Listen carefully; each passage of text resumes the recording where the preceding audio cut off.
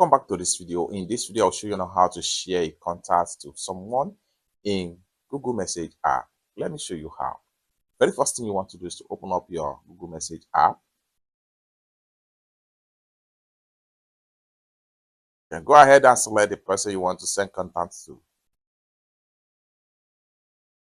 Then for you to select the contact you want to share, click on this plus sign right here. Then go ahead and open up your contact dialog.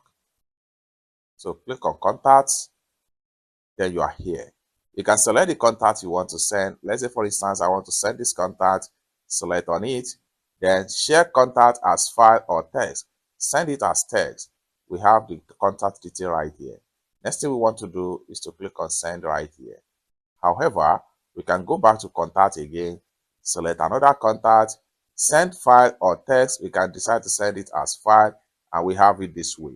So it's that simple. This simply means that you can send as many as possible contacts on Google Message app. So next thing you want to do is to simply click on send MMS, and it will send to them and they can easily fill the contact. It's that simple. For more tutorial tips and tricks like this on how best to use your Google Message app, consider to subscribe. Thank you so much for watching, and I hope to see you in my next video. Bye for now.